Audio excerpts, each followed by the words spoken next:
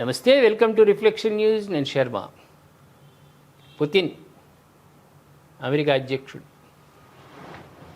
ఈయనకు అమెరికా అంటే ఇజ్రాయెల్ మీద కూడా వీళ్లకు సత్సంబంధాలు లేవు. అమెరికా ఇజ్రాయెల్ కలిసి ఇరాన్ మీద యుద్ధం. ఇరాన్ మీద పూర్తి సానుభూతితో ఉన్నటువంటిది రష్యా అధ్యక్షుడు పుతిన్ ఉన్నాడు అంటే ఆ దేశం ఉన్నట్టే. అయితే ఖచ్చితమైనటువంటి సమాచారము ఇస్తూ ఉన్నాడు పుతిన్ ఇరాన్కు. ఎందుకంటే యుద్ధం కంటే ముందు ఖురేషీని చంపితే అక్కడ అధ్యక్షుడిని అవి పిల్లి ఇరాన్ ఆయన ఒక్కడిని టార్గెట్గా ఆర్మీ కమాండర్లు చాలామంది ఉన్నారు, దాంట్లో మొత్తం కుటుంబమే. వాళ్ళనందరినీ చంపితే వీళ్ళు సరెండర్ అవుతారు అన్న భావనలో ఉండేవాళ్ళు ఇరాన్, అది అమెరికా, ఇజ్రాయిల్. యుద్ధం స్టార్ట్ అయిన తర్వాత అగ్రనాయకుడిని చంపినాక ఇక కాళ్ళబేరానికి వస్తారులే అన్న టైంలో వ్యూహాత్మకంగా ఇరాన్ తమ క్షిపణులను ఎక్కడైతే అమెరికా స్థావరాలు ఉన్నాయో, ఎక్కడైతే అమెరికాకు సంబంధించిన ఎయిర్పోర్ట్లు ఉన్నాయో వాటిని ఖచ్చితమైన టార్గెట్లో వాటిని ధ్వంసం చేస్తున్నారు. ఎప్పుడైతే ఖురేషీని చంపాలని ప్రయత్నం చేసిరో అంతకుముందే కొన్ని సెకండ్లలో ముందే వాళ్ళకు ఉన్నటువంటి రాడార్ వ్యవస్థను పూర్తిగా అమెరికా ఇజ్రాయెల్ ధ్వంసం చేసిన తర్వాతనే ఖురేషీని చంపారు. వాళ్ళ దగ్గర లేదు అత్యాధునికమైన శాటిలైట్ సంబంధించిన గూఢచర్యాలు వాళ్ళ దగ్గర లేవు. నిఘా విభాగం ఎక్కడి నుంచి వస్తుందంటే వెనకాల ఎవరున్నారు? పుతిన్. ఒకసారి డీటెయిల్స్లోకి వెళ్దాం మనం. పశ్చిమాసియాలో యుద్ధ సమీకరణాలు మారిపోతున్నాయి. ఇరాన్కు రష్యా వ్యూహాత్మక మద్దతు ఇస్తోంది.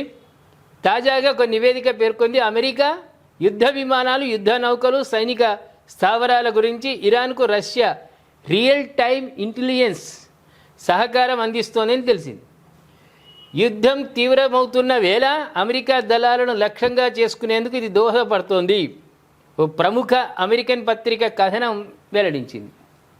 పశ్చిమాసియాలో యుద్ధం ప్రారంభమైనప్పటి నుంచి అమెరికా యుద్ధ నౌకలు, విమానాలు, ఇతర సైనిక స్థావరాల సమాచారాన్ని ఇరాన్కు రష్యా చేరవేసిందని 3 అధికారులు వెల్లడించారు. వీళ్ళు ఎంత రీసెర్చ్ చేస్తే వీళ్ళు వెల్లడించాలి? దాని ఇంకా ఎంతో వాస్తవం ఉండొచ్చు. యుద్ధం ప్రారంభంలోనే ఇరాన్ అమెరికా దళాలను కనిపెట్టే శక్తిని చాలా వరకు కోల్పోయింది. చూడండి, యుద్ధానికి ప్రారంభంలో ముందే ఇరాన్ అమెరికా దళాలను కనిపెట్టేటువంటి శక్తి, రాడార్ వ్యవస్థను మొత్తం ధ్వంసం చేసింది. అయినా అగ్రరాజ్య సైనిక లక్ష్యాలపై దాడులు చేయగలుగుతోంది. యుద్ధం మొదలైనప్పటి నుంచి ఇప్పటి వరకు ఇరాన్ వేల సంఖ్యలో వన్-వే అటాక్ డ్రోన్లను, 100 క్షిపణులను అమెరికా సైనిక స్థావరాలు, రాయబార కార్యాలయాలు, ఇతర లక్ష్యాలపై ప్రయోగించింది. అమెరికా కమాండ్ అండ్ కంట్రోల్ వ్యవస్థలను దెబ్బతీస్తోంది. పిల్లి అన్నది పులిగా తయారైంది. పులిగా తయారు కావడానికి ఖచ్చితమైన నిఘా విభాగం పనిచేసింది. ఆ నిఘా విభాగం ఎవరిది అంటే రష్యా. లక్షిత దాడులు ఏది ధ్వంసం చేయను, పక్కా పర్ఫెక్ట్గా టైమింగ్తో పాటు లక్షిత దాడులు చేస్తూ ఉన్నది ఇరాన్. రష్యాకు చెందిన అధునాతన ఉపగ్రహ సేవలు ఇరాన్కు లభిస్తున్నాయని, అందుకే దాని లక్షిత దాడుల సామర్థ్యం పెరిగిందని నిపుణులు భావిస్తున్నారు. ఇరాన్ వద్ద పరిమిత సంఖ్యలోనే సైనిక ఉపగ్రహాలు ఉన్నాయి. అందువలన రష్యా అందించే శాటిలైట్ చిత్రాలు వారికి ఉపయోగపడుతున్నాయి. ఉక్రెయిన్తో యుద్ధం చేస్తున్న రష్యా తన నిఘా టార్గెటింగ్ సామర్థ్యాలను బాగా మెరుగుపరుచుకుంది. ఉక్రెయిన్తో యుద్ధం ఎప్పటి నుంచో చేస్తూ ఉంది. అది అగ్ని ఆగుతలేదు, అది చల్లారతలేదు. ఆ సమయంలోనే వాళ్ళు ఏం చేసిన రష్యా వాళ్ళు తమ నిఘాను పటిష్టంగా చేసుకున్నారు శాటిలైట్ చిత్రాల ద్వారా. ఇప్పుడు భూసేకరణలు ఇవన్నీ కూడా శాటిలైట్ చిత్రాల ద్వారానే సేకరిస్తోంది ప్రభుత్వాలు. ఎవరు ఎక్కడ సర్వే చేయాల్సిన అవసరం లేదు. ఎవరు వాళ్ళు ఇండివిజువల్గా సర్వేలు చేయించుకుంటుండొచ్చు, కానీ శాటిలైట్ చిత్రాల ద్వారానే భూ విస్తీర్ణము, ప్రభుత్వ భూములు ఎక్కడున్నాయి, ప్రైవేట్ భూములు ఎక్కడున్నాయని మనకు శాటిలైట్ నుంచే లభిస్తుంది. శాటిలైట్ చాలా ఉపయోగపడుతుంది, మంచికి చెడుకు రెండింటికి శాటిలైట్ ద్వారా మనం ఉపయోగించుకోవచ్చు. ఇది కూడా నిఘా విభాగం కూడా అంతే. టార్గెటింగ్ సామర్థ్యాలను బాగా దాని ఫలితంగా ఇప్పుడు ఇరాన్ తన ప్రత్యర్థి గగనతల రక్షణ వ్యవస్థలను దాటుకొని దాడులు చేయగలుగుతోంది. ఇరాన్కు రష్యా సహకారం అందిస్తోందనే కథనాలపై స్పందించడానికి అమెరికా గూఢచర్య సంస్థ CIA రక్షణ శాఖ నిరాకరించాయి. అంతే కదా, వాళ్ళు ఏం చెప్తారు? వాళ్ళు ఆ శాఖలోనే ఉన్నారు. ఇది రష్యానే చేస్తుందని అంత గట్టిగా చెప్పుకోరు కదా, ఎందుకంటే వాళ్ళ ఫెయిల్యూర్ అవుతుంది అక్కడ. కాబట్టి మిగతా అధికారులు చెప్పారు. ఉక్రెయిన్ యుద్ధంలో ఇరాన్, చైనా, ఉత్తర కొరియాలు రష్యాకు వివిధ రూపాల్లో సైనిక సహకారాన్ని అందించాయి. మరోవైపు అమెరికా నేరుగా ఉక్రెయిన్కు ఆయుధాలతో పాటు ఇంటెలిజెన్స్ సహకారం అందించింది. ఉక్రెయిన్ నగరాలపై దాడికి రష్యా ఉపయోగిస్తున్న డ్రోన్లను ఇరాన్ సరఫరా చేసింది. అందుకే రష్యా ఇప్పుడు ఇరాన్కు ఇంటెలిజెన్స్ సహకారం అందిస్తోంది. అయినప్పటికీ పశ్చిమాసియాలో జరుగుతున్న ఈ భీకర యుద్ధంలో రష్యా నేరుగా ప్రవేశించే అవకాశం లేదని విశ్లేషకులు భావిస్తున్నారు. ఆ దేశానికి ఉక్రెయినే మొదటి ప్రాధాన్యం అని చెప్తున్నారు. ఇది ఎట్లుంటుందంటే, మన ఇంటి పక్కన ఉన్నటువంటి కుటుంబంతో మనకు సత్సంబంధాలు ఉంటాయి. వాళ్ళు ఎవరైనా సరే బంధుత్వం కావాలని లేదు, మిత్రులుగా సహకారం అందిస్తూ ఉంటాం. వాళ్ళ అవసరాలు మనం తీరుస్తుంటాం, మన అవసరాలు వాళ్ళు తీరుస్తారు. ఒకసారి మనం సహాయం చేసినాం అనుకో, ఎదుటివాడు తప్పకుండా మనకి ఏదో రూపంలో సహాయం చేస్తాడు. ఒక 2 కుటుంబాల మధ్యనే ఉంటే 2 దేశాల మధ్యలో ఇంకెంత ఉండాలి? రష్యా యుద్ధం ప్రారంభించిన తర్వాత ఉక్రెయిన్ పైన చైనా, ఇరాన్ ఈ 2 దేశాలు కావలసిన సహాయం చేసింది. ఆ చేసిన సందర్భంగా రుణం తీర్చుకోవాలంటే మళ్ళీ ఇప్పుడు రష్యా ఏం చేస్తున్నది? వీళ్ళను ఇరాన్, ఇజ్రాయిల్ వాళ్ళని దెబ్బతీయాలని వ్యూహాత్మకంగా వాళ్లకు సహాయపడుతుంది. నేరుగా కాకుండా, నేరుగా వాళ్ళకు సంబంధించినటువంటి ఆయుధాలు, వెహికల్స్ను, యుద్ధ ట్యాంకర్లను పంపించకుండా రహస్య సమాచారాన్ని, అమెరికా స్థావరాలు ఎక్కడున్నాయి, అమెరికా ఆర్మీ ఎక్కడుంది, ఎయిర్పోర్ట్లు వాళ్ళ అధీనంలో ఉన్న ఎయిర్పోర్ట్లు ఎక్కడున్నాయి, ఖచ్చితమైన సమాచారాన్ని, ఉపగ్రహ సమాచారాన్ని ఇరాన్కి ఇస్తుంది. కాబట్టి అది వన్ సైడ్గా వార్ చేస్తుంది. ఎక్కడ ఏమేస్తుందో కూడా, ఎంత వాటిని వీళ్ళ అమెరికా, ఇజ్రాయెల్ వాళ్ళు ఆ క్షిపణులను ఆపినా, ధ్వంసం చేసినా రావాల్సినవి మాత్రం ఉరికొస్తూనే ఉన్నాయి. వచ్చి టార్గెట్. ఇప్పటికి 100 మంది ఆర్మీ వాళ్ళు చనిపోయారు, అమెరికాకు సంబంధించిన వాళ్ళు, ఇజ్రాయెల్కి సంబంధించి.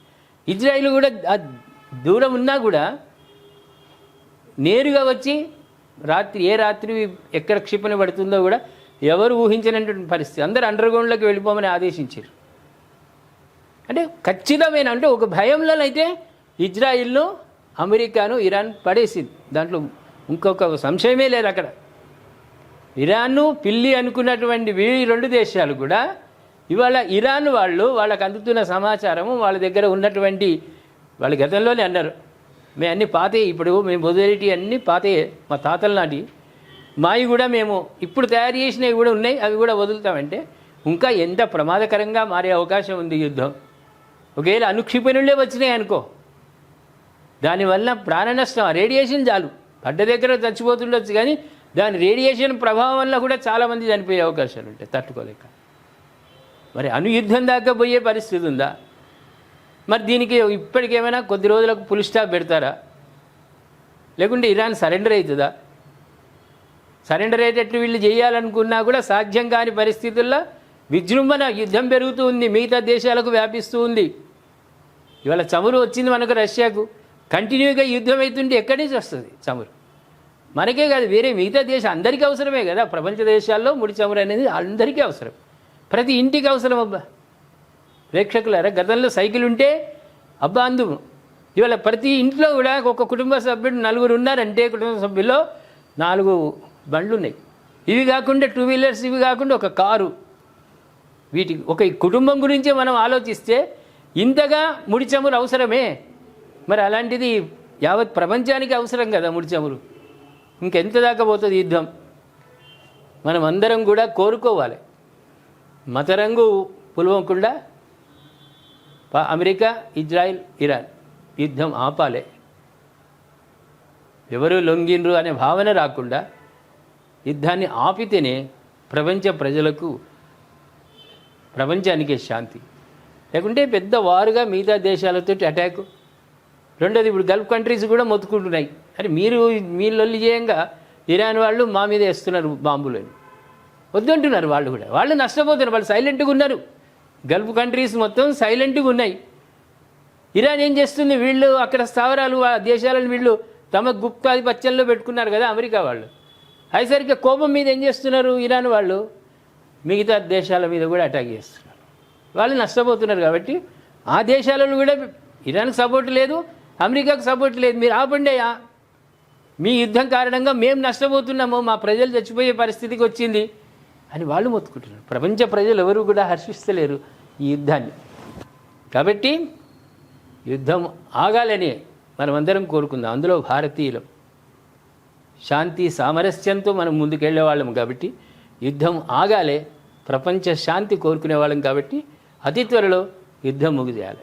అమాయక ప్రజలు చనిపోతారు, పాపం ఆర్మీ వాళ్ళు చనిపోతారు, వాళ్ళ ప్రాణత్యాగమే అమరవీరులు వాళ్ళు. సామాన్యమైన ప్రజలు కూడా చనిపోతారు. మొన్న చిన్నపిల్లలు వాళ్ళు ఏం పాపం చేసుకున్నారు, స్కూల్ మీద క్షిపణులు వేస్తే పిల్లలు చనిపోయి, వాళ్ళకి ఏం పాపం తెలుసు, వాళ్ళకు మంచి చెడు ఏం తెలుసు. అమాయకులైన ప్రజలు యుద్ధం కారణంగా మరణిస్తారు. కాబట్టి యుద్ధం ఆగాలి, ప్రపంచం అంతా శాంతిమయంగా కావాలి. సౌభ్రాతృత్వంతో ఇంటి పక్కన ఏ విధంగానైతే మనం అన్యోన్యంగా ఉంటామో ఆ ధోరణి ప్రపంచవ్యాప్తంగా ఉండాలి. కలిసిమెలిసి యుద్ధం వల్ల వచ్చే ప్రయోజనం ఏమి లేదు. ప్రేక్షకులారు మీరేమంటారు యుద్ధం గురించి? యుద్ధం ఆగాలని కోరుకుందాం. అదేవిధంగా మీరు కామెంట్ చేయండి, యుద్ధం వల్ల కలిగే నష్టాలేంటి, యుద్ధం వల్ల జరిగే లాభం ఏంటి.